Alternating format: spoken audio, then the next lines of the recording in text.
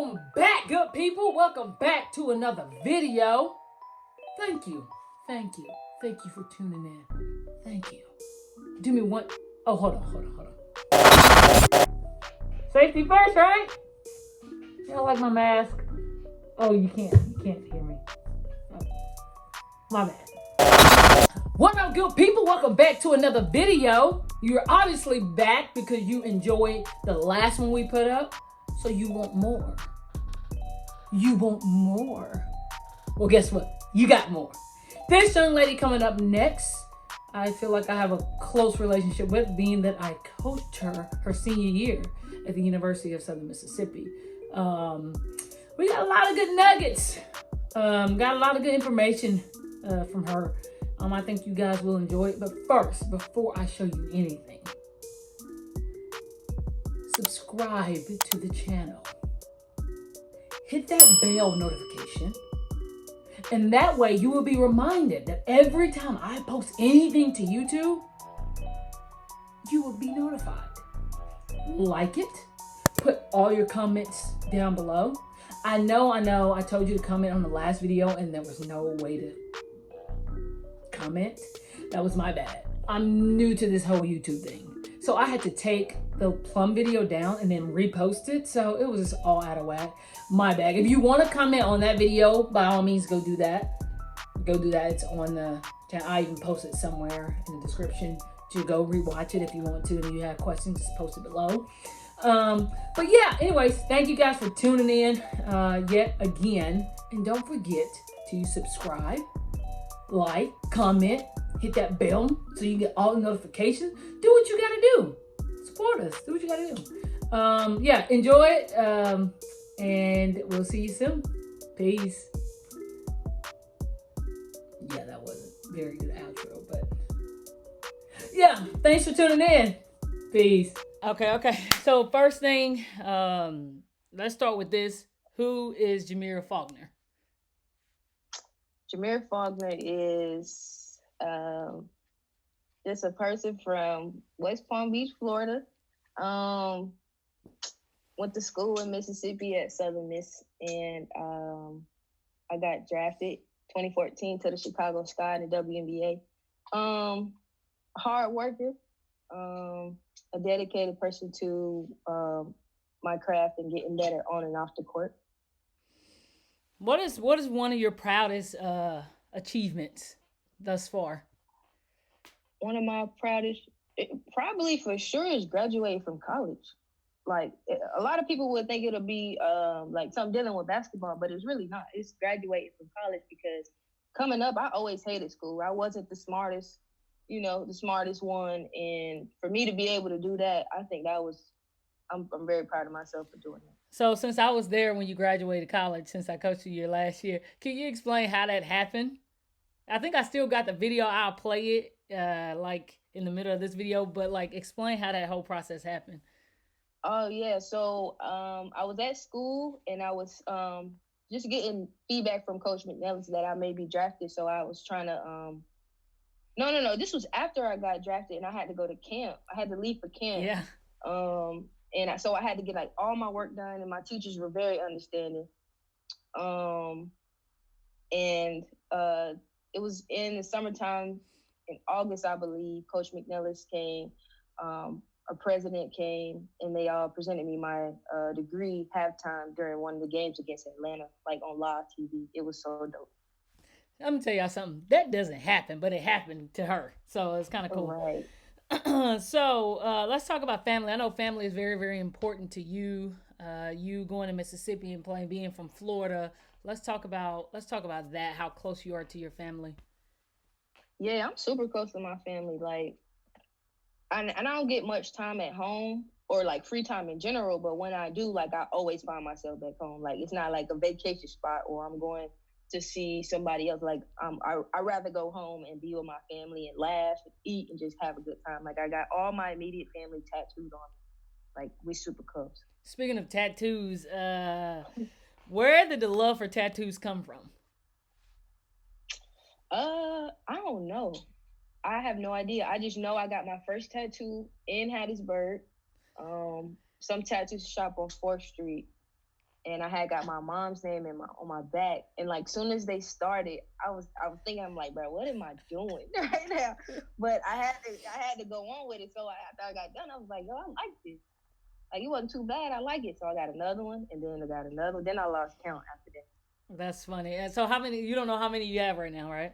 I have no idea. I remember when I was at number 12, and after that, and that was in school. So after that, I forgot. Like rookie year in the league, I used to get a tattoo every off day, and then I get to travel, so they're cheaper. So I get two at a time. Like I don't know, I lost count. That's okay. It happens. I got a lot of them too. So, but not as many as you do. Not at all. Not even close. So let's go through the college process because a lot of kids have issues right now, especially dealing with the high school to college process. Even college year 1, year 2, year 3, year 4, it's always hard for them. So can you kind of explain from when you was in high school the process with being recruited and all that stuff? Yeah, so high school, I forget what grade I was in when I first got when I started getting recruited, but I know that Coach McNellis recruited me the hardest out of any school that was recruiting me, and it was kind of like I think I finally developed that love hate relationship with her because I would be like at the dinner table, and then my aunt's like, Coach McNellis on the phone, and I'm like, can I eat at least? Like she was always calling, always like, but she was always. It wasn't even always about bad, but it was a process, and I think it's a lot for a child, I mean, like a young adult to go through. Um, but I think it was a fun process. It wasn't too stressful. Good. And you and I both know the process with Coach Vanillas because I was also recruited by Coach Vanillas, and that woman is Yeah, relentless, and she's not gonna back down. So I right. get it. Let's talk about the ups and the downs that you went through in college, from the injuries, from the homesickness, from all that stuff. Yeah. So when I first got to school, um, I was like very homesick, and the fact that Coach McNellis was on me so hard, like I was weak minded at the time. Mm-hmm. I'm still a kid, kind of, on my own, but um, she would just be like I never had nobody like push me that hard to be the best that I could be, and it was like draining at times. And like I quit 3 times. A lot of people don't know that. A lot of people don't. They gonna know now, but I quit 3 times because of her. But now look, you know what I'm saying? So it's Exactly. like she pushed me. And coming from high school, like that's like easy compared to college. You could like a lot of people in high school don't know what it's like to go to college and be an athlete as well as a Mm-hmm. student athlete. But it's hard, but I think I had fun in my experience. Good, good. So let's come on down to the WNBA. You're in college. You went through that. You went through graduation. Coach Manila was with you the whole entire time. WNBA hits. You get drafted last round, last pick. Pokey Chapman drafted you. It's the biggest, proudest moment. Regardless of what round it was, I was so happy because you got in. Because all I knew is if she gets in, she gonna stay. That's all I knew. So, Right. kind of explain that process, and then let's go through the training camp. I know that was very, very difficult. Yo, training camp was tough. So I talked about coming from high school to college, and then from college to WNBA, it's like you don't know any of these people. And then as far as the training camp, and you gotta share like your personal space with somebody else, like in a hotel. Like it's a lot to come with it. And me being me, I'm so personal. Like I don't like all Oh, that. I So know. I know. I'm already feeling away because it was third round. You know what I'm saying? But I'm still grateful. But training camp was tough. It was super tough. I feel like my first day was similar to Coach McMillan. Like Yeah. I feel like she tries to give like the edge on some of her players that she knows going, and that's why her practices and stuff like that. But Right. training camp is super tough. It was so tiring. It was 2 a days. It was just running, running, running nonstop, nonstop. But it was just meeting a whole new crowd of people. Everybody was so like helpful though, and encouraging and motivating and stuff. It was fun, but it's not easy. Yeah. Yeah. I kind of figured that. So, what about from going to playing in the WNBA and then you get injured? Let's talk about the injury. I know that's kind of a sensitive subject right now, especially with you being hurt right now. But let's talk through that process and the people that was behind your corner, and let's talk about where your mind was in those moments.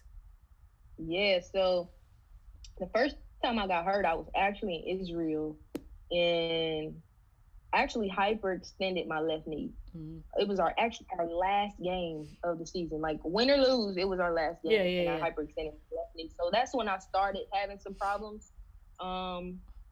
And then I tore my left ACL when I went to Poland.